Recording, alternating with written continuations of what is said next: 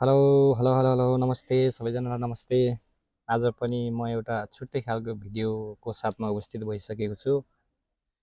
जापानको अवस्था देखेर एउटा सानो भिडियो बनाउन मन लाग्यो। राम्रो लाग्छ भने भिडियो लाइक कमेन्ट सेयर गरिदिनु होला र च्यानलमा नयाँ हुनुहुन्छ भने सब्सक्राइब पनि गरिदिनु होला।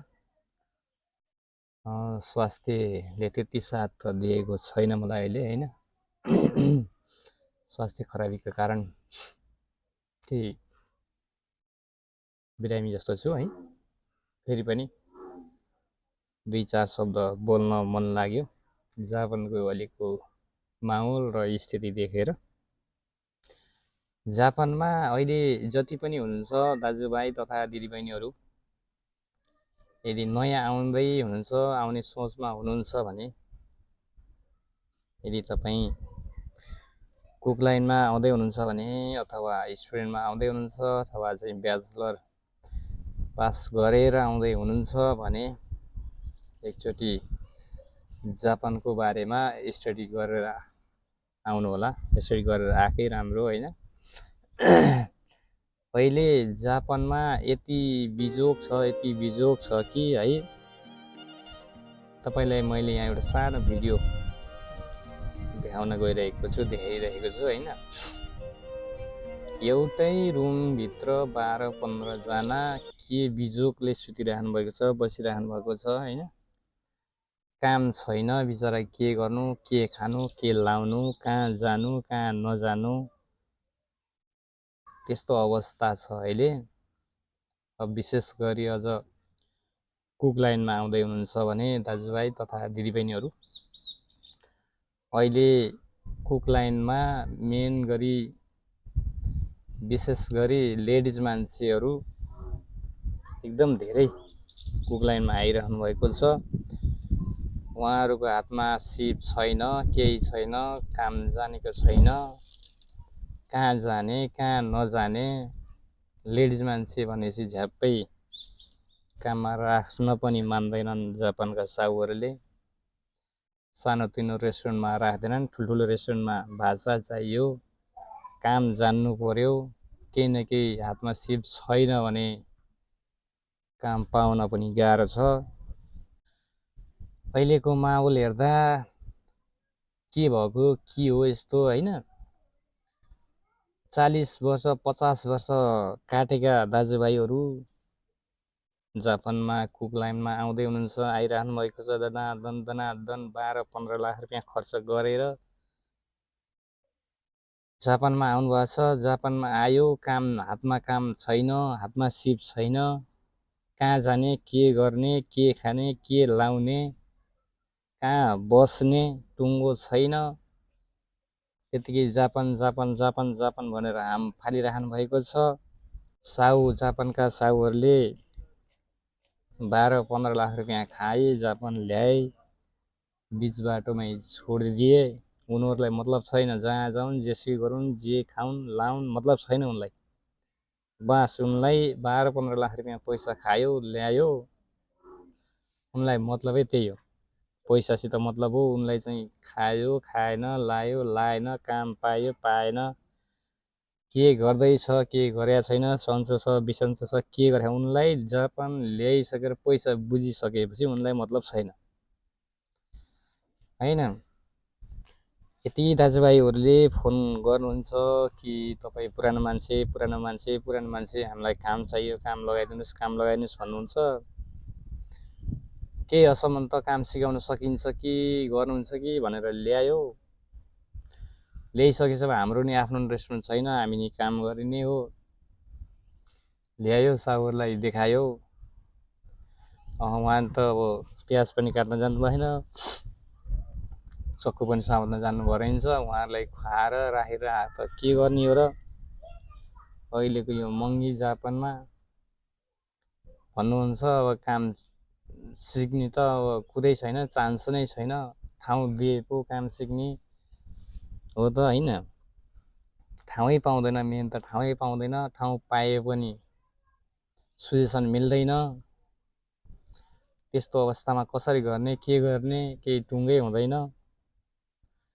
त्यही भएर विशेष गरी यदि तपाईँको हातमा सिप छ भने जापानमा आउनुहोस्। यदि छैन, तपाईँको हातमा सिप छैन, काम जान्नुभएको छैन भने तपाईँ 12-15 लाख रुपियाँ खर्च गरेर जापान नआउनुहोस्। तपाईँको भविष्य जापानमा छैन भन्ने मान्छेले त जे पनि भन्छ। सेटल हुनुभयो भने फ्यामिली ल्याएपछि फ्यामिलीले 3 लाख 4 लाख कमाउँछ, यसो गर्छन् उसो गर्छन् भन्छन्, तर छैन। जो तपाईँ हामीले सोचे जस्तो अहिले जापानमा छैन। अहिले विशेष गरी डिपेन्डेन्टलाई काम पाउन नि एकदम गाह्रो छ जापानमा, होइन। पाइहाल्यो भने 20 घन्टाभन्दा काम गर्न पाउँदैन। त्यो 20 घन्टाले काम गरेर 9-10 मान पनि आउँदैन। त्यही माथि आफ्नै छैन, आफ्नै काम छैन भने के गर्ने? 9-10 मान त तपाईँको 6-7 मान भाडै लाउँछ, रुम भाडा, ग्यासको तिर्नै पर्यो, बिजुली तिर्नै पर्यो, खानै पर्यो, भएन भने होकेन हुन्छ, होकेन तिर्नै पर्यो। जापानका साहुहरूले 20-22 मान देखाइदिन्छन्, सेलेरी दिन्छन् 8 मान 9 मान, काम जानेको लागि पनि 8 मान 9 मान 10 मान। धेरै दियो भने, अलि राम्रो कम्पनीमा दियो भने 15 मान 16 मान हो। त्यहाँभन्दा दिँदैनन्। 5-7 मान रुम भाडै तिर्न पर्यो, खाना पर्यो, ग्यासको बिजुलीको पानीको तिर्नै पर्यो। त्यही माथि होकेन हुन्छ, होकेन तिर्न पर्यो। गर्दा त हतालाई सुन्ने केही पनि हुँदैन। न डिपेन्डेन्टलाई काम, न आफ्नो राम्रो काम, न आएको पैसा ऋण खोजेर आएको पैसा तिर्नु छ, न कमाइ छ, न के छ, कसरी गर्ने?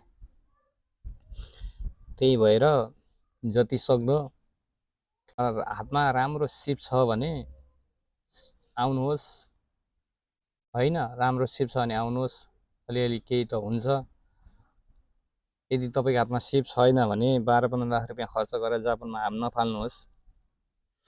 यदि आउनु नै छ भने राम्रो काम सिकेर आउनुहोस्। र अहिलेको माहौल अझ यस्तो छ कि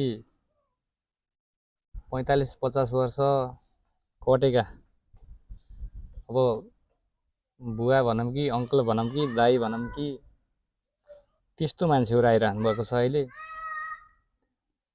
त्यस्तो अवस्थामा अब काम गर्ने कसरी, सिक्नुभएको छैन, केही जान्नु हुँदैन, केही भनौँ, केही गरौँ, सिकाऊ, यस्तो उस्तो गरौँ भने नि आफैलाई अप्ठ्यारो लाग्ने। दाइ जस्तो मान्छे, अङ्कल जस्तो मान्छे, बाउ सरको मान्छे नभनौँ भने उहाँहरूलाई काम सिक्नै गाह्रो छ। यस्तो अवस्थामा कसरी गर्ने? त्यही भएर सोचेर र विचार गरेर मात्रै आउनु होला जापानमा, होइन। नयाँ मान्छेलाई एकदम गाह्रो छ, यो फिल्डमै गाह्रो छ। लेडी मान्छेलाई त विशेष गरी झन् गाह्रो छ, होइन। साहुले टचर दिन्छन्, यसो गर्छन् उसो गर्छन्, भने जस्तो भएन भने यस्तो उस्तो भन्छन्, भने जति सेलेरी दिँदैनन्। काम जाने पो सेलेरी दिने, काम जान्दैनन्। काम नजानेपछि अब त्यत्तिकै राख्न साहुहरूले पनि मान्दैनन्। यो महँगोमा खर्च, यति महँगो खर्च लिएर कसरी पाल्ने यिनीहरूले भन्छन्, है। त्यही भएर गाह्रो छ। जति सक्दो तपाईँहरू यदि काम सिक्नुभएको छ, काम जान्नुहुन्छ भने जापानमा आइदिनु होला। नत्र भए जापान भनेर हाम नफालिदिनुहोस्। किनभने गऱ्यो भने आफ्नै देशमा सुन फल्छ भन्छन्, हो। 12-15 लाख रुपियाँ खर्च गरेर यदि जापान आउनु छ भने 12-15 लाख रुपियाँ खर्च गरेर आफ्नै देशमा केही सानो तिनो जे भए पनि बिजनेस गरेर गर्दा पनि हुन्छ। तर जापानको स्थिति, अहिलेको स्थिति ठिक छैन। ती 2-4वटा कुरा भन्न मन लागेको थियो र सानो एउटा भिडियो मार्फत प्रस्तुत गरेँ। जे जस्तो लाग्छ सुझाव सल्लाह दिनु होला। यदि मेरो च्यानलमा नयाँ हुनुहुन्छ भने लाइक, कमेन्ट, सेयर, सब्सक्राइब गरिदिनु होला भन्दै मेरो यो सानो भिडियो यहीँ टुङ्गाउँछु। हस्त, धन्यवाद, नमस्ते सबैजनालाई। जय देश, जय नेपाल। स्वस्थ रहनुहोस्, मस्त रहनुहोस्, खुसी रहनुहोस्।